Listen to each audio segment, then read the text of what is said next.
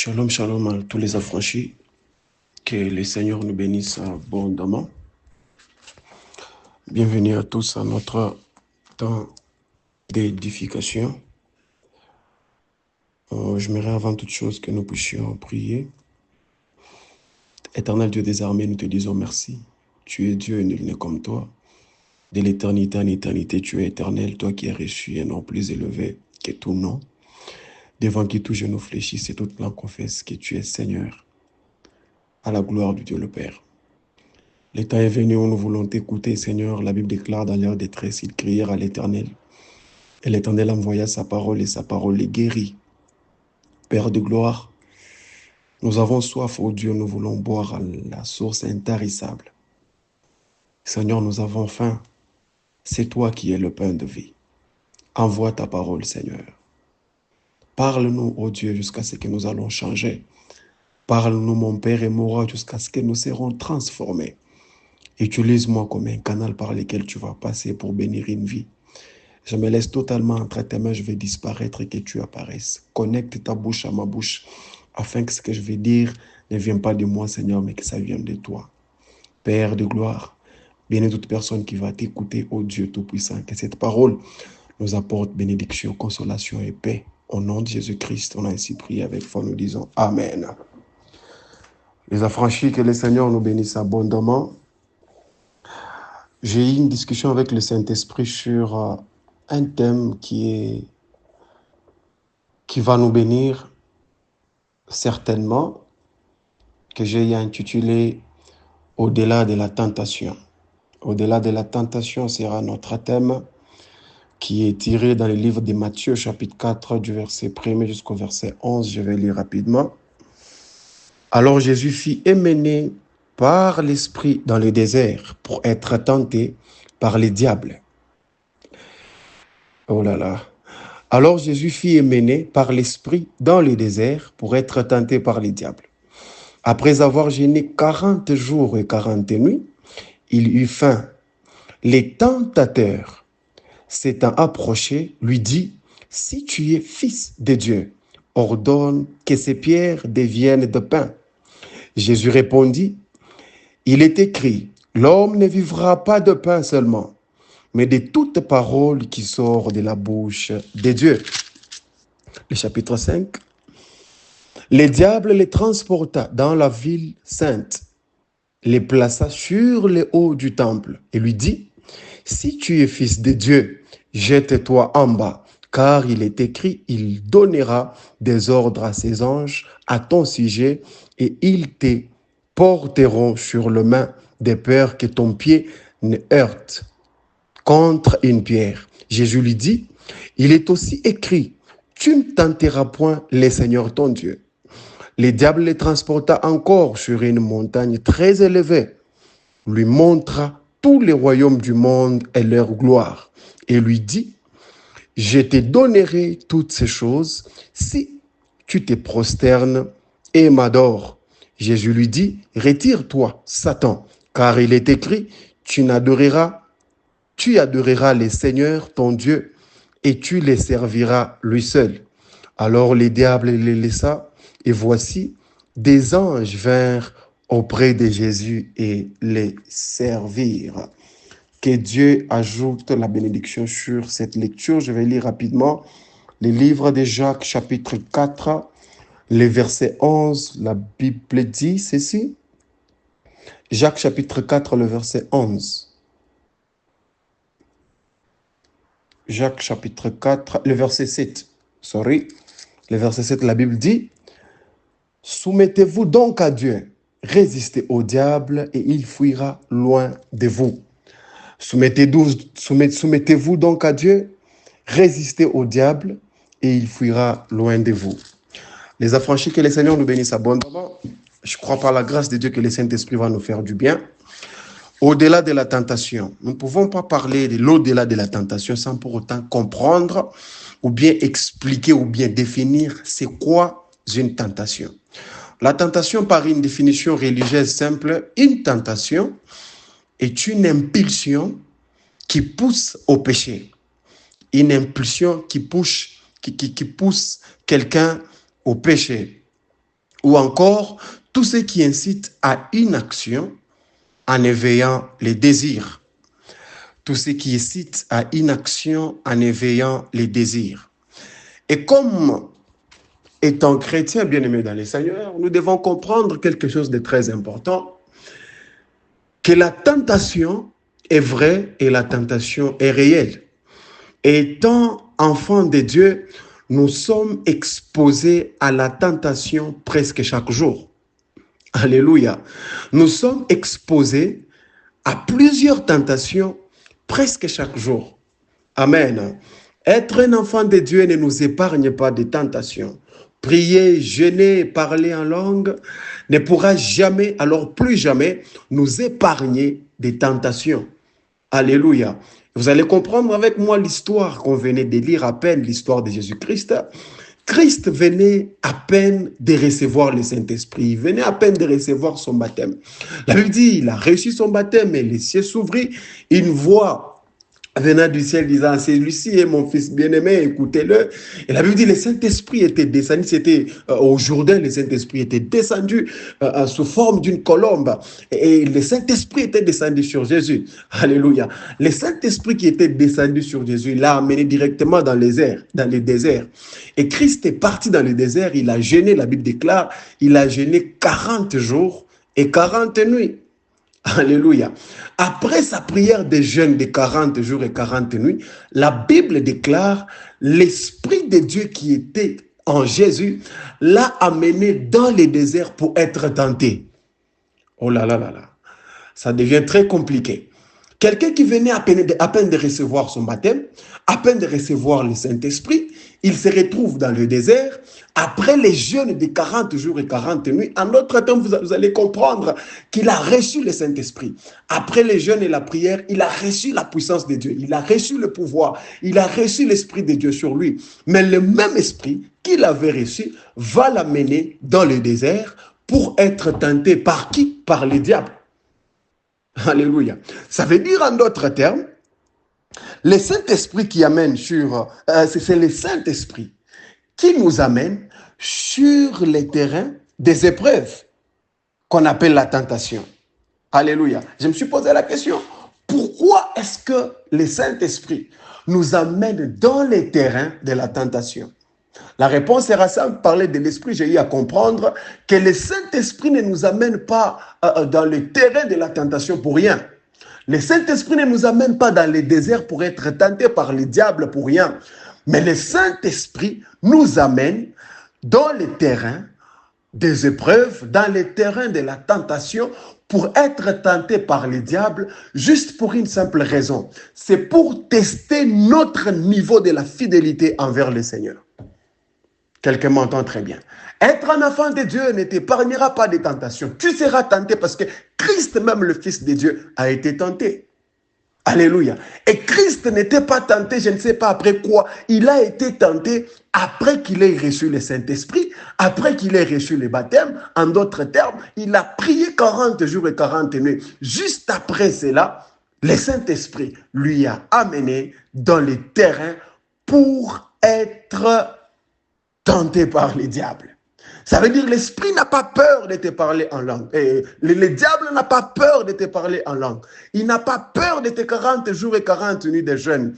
Sache que à chaque fois où tu vas recevoir quelque chose de la part du Seigneur, quelque chose de très important de la part du Seigneur, bien-aimé dans le Seigneur, tu seras exposé à la tentation. Pourquoi? Parce que c'est en passant par cette tentation que l'Esprit va tester le niveau de ta fidélité envers le Seigneur. Quelqu'un me donne un grand amen. Celui qui nous expose à la tentation, c'est le Saint-Esprit. Alléluia. Et le diable qui est appelé tenteur, c'est lui qui vient pour nous tenter. Le diable ne vient pas nous tenter en dehors de ce que nous avons besoin. Alléluia. Connaissant l'homme, le diable viendra t'exposer à la tentation selon les goûts, selon les besoins que tu as, les besoins secondaires que tu as. C'est dans ces terrains-là que le diable viendra pour te tenter. Le diable ne vient pas te tenter avec quelque chose que tu n'aimes pas. Le diable ne vient pas te tenter avec quelque chose peut-être que tu n'envies pas. Le diable viendra te tenter dans les terrains où il connaît que tu as besoin de ça, tu aimes ça. Et il viendra seulement dans ces terrains-là pour te tenter. Vous allez comprendre que Christ, après avoir jeûné 40 jours et 40 nuits, Christ avait faim. Alléluia. Christ avait faim. Et tout celui qui a faim a besoin de manger. Et le diable vient les présenter, il vient les tenter dans les domaines où Christ était le plus dans le besoin. Quelqu'un me donne un grand amen. Il dit, si tu es un fils de Dieu, tu peux transformer cette pierre. Et ces pierres deviendront comme le pain, et puis tu vas manger. Il avait compris que Jésus-Christ avait faim. Mais il est venu les tenter à son goût. Je suis venu dire à quelqu'un bien-aimé dans le Seigneur cet après-midi que le diable ne viendra jamais te tenter dans un domaine où il ne connaît pas que tu aimes cela. Il viendra exposer la tentation juste dans un domaine où il connaît très bien que tu aimes ce qu'il est en train de te présenter. Je suis en train de bénir quelqu'un. Écoutez-moi bien-aimé dans le Seigneur, je suis en train de vous amener quelque part. Et je me suis posé la question. La première question qu'on a répondu, pourquoi est-ce que l'Esprit de Dieu nous amène dans un terrain de la tentation? J'ai répondu par dire, l'Esprit de Dieu nous amène dans la tentation pour tester notre niveau de fidélité envers le Seigneur. Alléluia. Et le diable ne viendra pas te tenter tant que tu n'as pas reçu quelque chose de la part du Seigneur. Peut-être tu as prié pendant 40 jours comme Christ, pendant 21 jours, pendant 7 jours, tu as demandé quelque chose à Dieu et Dieu t'a donné la chose en question. Après que Dieu t'ait répondu, bien aimé dans le Seigneur, tu seras exposé à la tentation. Et lorsque tu vas tomber à cette tentation, bien aimé dans le Seigneur, il est impossible que tu puisses passer d'un niveau A à un niveau B si seulement tu succombes à la tentation, si seulement tu tombes à la tentation. Alléluia. Bien aimé dans le Seigneur, tout celui qui tombe devant la tentation ne réussit pas sa mission. Est-ce que je peux vous choquer? Tout le monde qui échoue à la mission, qui tombe à la tentation, qui échoue à la tentation, tout le monde qui ne surmonte pas la tentation ne va jamais accomplir sa mission. Oh là là, ceci m'amène dans le livre de Genèse, ce qui s'est passé avec Adam et Ève. Le diable est venu les tenter. Alléluia. Le diable est venu les tenter. C'est la même chose qui se passe avec Christ. Parce que le premier Adam avait échoué à la tentation. Pourquoi Christ a réussi à sa mission? Le premier combat de Jésus-Christ n'était pas à la croix. Non, bien-aimé dans le Seigneur. Le premier combat du Christ n'était pas à la croix. Le premier combat du Christ, Christ a été exposé au combat de la connaissance. Alléluia.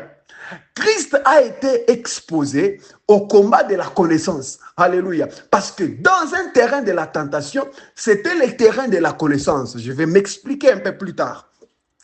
Adam avait échoué sa mission. Pourquoi? Parce que Adam était tombé, avait succombé devant la tentation du diable. Il est tombé dans la ruse du diable, il a mangé les fruits et il a échoué à sa mission. Alors Christ, comme le second Adam, oh là là, Christ comme le second Adam, cette fois-ci, il était venu bien préparé. Il était venu très bien préparé. Voilà pourquoi il n'a pas pu céder à la tentation. Voilà pourquoi Christ a réussi sa mission.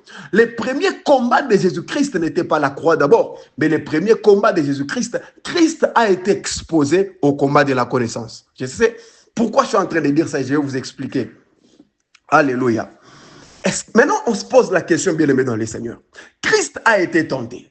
Le diable l'a amené, le Saint-Esprit l'a amené pour être tenté. Le diable est venu le tenter plus de 3 fois. La seule chose qui a fait à ce que Christ puisse vaincre la tentation, c'était la connaissance de la parole de Dieu. Le diable était en train de lui demander de transformer une pierre en pain en oubliant que Christ lui-même était appelé le pain de vie. Quelqu'un me donne un grand amen. Alléluia. Christ lui-même était la parole faite chair. Amen. Hein? Est-ce que quelqu'un me donne un grand amen? La seule chose qui nous permet de surmonter la tentation, de vaincre la tentation, c'est la connaissance de la parole de Dieu. Voilà pourquoi tout un enfant de Dieu véritable doit être amoureux de la parole de Dieu. Bien-aimé dans le Seigneur, la seule chose qui peut nous aider, la seule clé qui peut nous aider à surmonter la tentation, c'est la maîtrise et la connaissance de la parole de Dieu. Parce que devant la tentation, nous ne venons pas avec l'onction. On ne peut jamais vaincre la tentation avec l'onction, mais nous allons vaincre la tentation, c'est par la connaissance de la parole de Dieu. Voilà pourquoi à chaque fois où le diable tentait Christ, Christ répondait par quelque chose. Il est écrit. Alléluia. Il est écrit. Ne peut dire qu'il est écrit que c'est lui qui maîtrise les Écritures, que c'est lui qui est amoureux de la parole de Dieu. Voilà pourquoi, bien aimé dans le Seigneur, le Saint-Esprit voulait cet après-midi, avant toutes choses, me permettre de te dire cet après-midi que soyons amoureux de la parole de Dieu. Soyons amoureux de la parole de Dieu. Lisons la Bible, bien aimé dans le Seigneur. Soyons amoureux de la parole de Dieu. Pourquoi? Parce que les jours où nous serons exposés à la tentation, on ira aussi comme Christ, qu'il est écrit.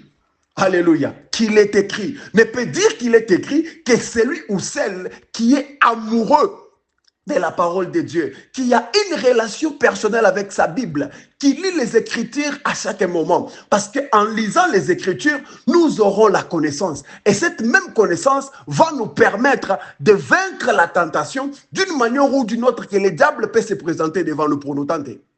La seule chose qui a permis à Jésus-Christ de vaincre la tentation, c'était la connaissance de la parole de Dieu. Bien-aimés dans le Seigneur, sois amoureux de la parole de Dieu. Soyons amoureux de la parole de Dieu. Lisons les Écritures. Recherchons la connaissance. Allons-y en profondeur dans les Écritures. Connaissons Christ autrement, bien-aimés dans le Seigneur. Cela nous permettra de surmonter la tentation le jour que le tentateur viendra devant nous pour nous tenter.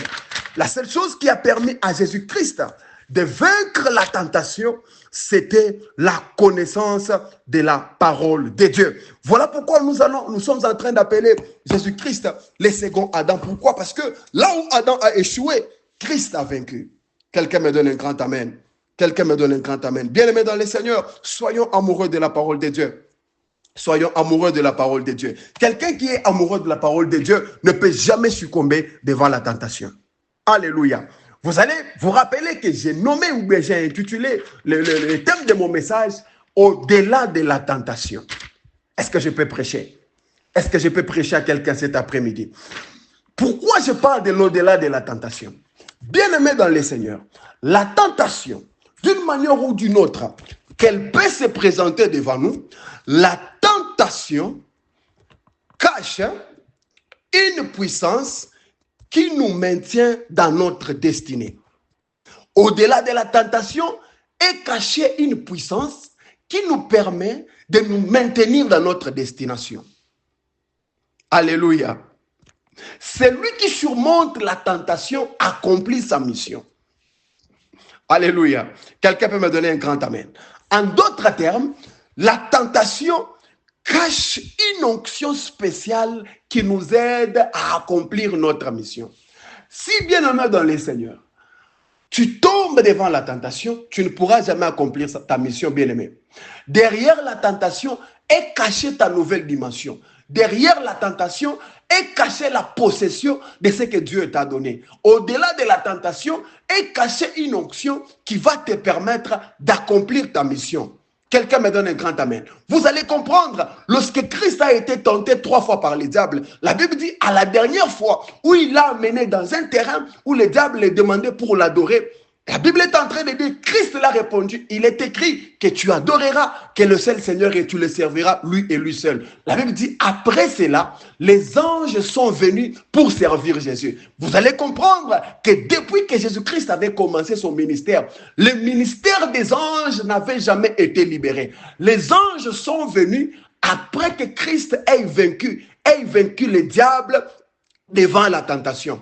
Je suis en train de dire à quelqu'un cet après-midi, bien-aimé dans le Seigneur, au-delà de la tentation que le diable présente devant toi, est cachée une puissance qui va t'amener à accomplir exactement ta mission. Si tu tombes devant la tentation, tu n'accompliras jamais ta mission. Mais si par la grâce de Dieu, par la connaissance de la parole, tu vas te retrouver devant le diable et tu vas aller au-delà de cette tentation qu'il va présenter devant toi. Bien-aimé dans le Seigneur, derrière la tentation est cachée ta nouvelle dimension. Derrière la tentation est cachée une nouvelle dimension, est cachée une nouvelle onction qui va t'amener à bien accomplir ta mission. Vous allez comprendre avec moi, cet homme de Joseph, la Bible dit il a reçu la vision dans la maison de son père. Joseph a été vendu par ses frères. Joseph se retrouve dans une maison de cet homme qu'on appelle Potiphar. Et là, c'était dans un terrain dans lequel Dieu l'avait amené pour être tenté. Alléluia. Et la femme de Potiphar va tenter Joseph parce qu'elle voulait coucher avec Joseph. La Bible déclare que Joseph avait refusé. C'était la tentation. Alléluia. Si Joseph avait commis l'erreur de coucher avec la femme de Potiphar, peut-être que Joseph n'allait pas accomplir sa mission. Mais il a surmonté à cette tentation. Oh, derrière la tentation de Joseph était cachée la prémature. La Bible dit il a quitté de la prison, bien-aimé dans le Seigneur, il a refusé de coucher avec cette femme. Cette histoire l'a mené en prison. Mais le Dieu qui est au-delà de la tentation n'a pas laissé Joseph. N'a pas laissé Joseph. La Bible dit il a été pris de la prison vers ces postes d'un premier ministre. Pourquoi? Parce que cet homme avait pris la décision de surmonter la tentation. Oh, je lève ma main droite et je prie pour quelqu'un cet après-midi. Que le Seigneur puisse nous donner la puissance qu'il faut, l'énergie qu'il faut de lire les Écritures. Parce que celui qui est en possession, celui qui connaît la parole de Dieu, c'est quelqu'un qui résiste. Alléluia. C'est quelqu'un qui va résister au diable, bien-aimé dans le Seigneur. C'est quelqu'un qui va résister à la tentation, bien-aimé dans le Seigneur. Le verset que nous avons lu de Jacques, chapitre 4, le verset 7, c'est un verset que tout le monde connaît, bien-aimé dans le Seigneur. C'est un verset que tout le monde connaît. La Bible dit, soumettez-vous donc à Dieu. Résistez au diable et il fuira loin de vous. Beaucoup de gens aiment résister au diable. Alléluia. Beaucoup de gens aiment dire que résister au diable, mais il fuira loin de vous. Mais beaucoup de gens ne veulent pas se soumettre à Dieu. Il n'y a pas la résistance sans la soumission. Alléluia. Il n'y a pas la résistance sans la soumission. Celui qui veut résister le diable commence par se soumettre à Dieu. C'est ce que la Bible dit. Mais nous prenons cette partie. Résistez au diable, il fuira devant vous. Résistez au diable, il va fuir devant vous. Mais on oublie qu'avant toutes choses, nous devons nous soumettre premièrement à Dieu. Alléluia. Quelqu'un qui connaît la parole de Dieu, c'est quelqu'un qui se soumet à Dieu. Lorsque tu vas te soumettre à Dieu, Dieu va te donner la puissance qu'il faut, qui va te permettre de résister au diable. J'élève ma main droite. À cette fin de l'année, je prie pour la vie de quelqu'un qui est au son de ma voix. Tu ne vas pas tomber devant la tentation du diable. Que Dieu te donne la puissance qu'il faut. Que Dieu te donne la force qu'il faut. Que Dieu te donne l'énergie qu'il faut. Que Dieu te donne l'onction qu'il faut. Que Dieu te donne la connaissance qu'il faut. À chaque fois où tu vas te retrouver devant la tentation, que tu puisses dire, il est écrit. Parce qu'au-delà de la tentation est cachée ta nouvelle dimension. Au-delà de la tentation est cachée ta bénédiction. Au-delà de la tentation est caché tout ce que tu es en train de demander à Dieu. Quelqu'un me donne un grand amen. Quelqu'un me donne un grand amen. Bien-aimé dans le Seigneur. Bien-aimé dans le Seigneur. Que le Saint-Esprit qui nous a parlé ce soir puisse nous donner la force qu'il faut, l'envie de lire les Écritures, l'envie de comprendre les Écritures, l'envie de connaître les Écritures, d'aller en profondeur avec Jésus, de les connaître autrement. Et cela nous permettra de résister devant les diables. Que le Seigneur nous bénisse abondamment.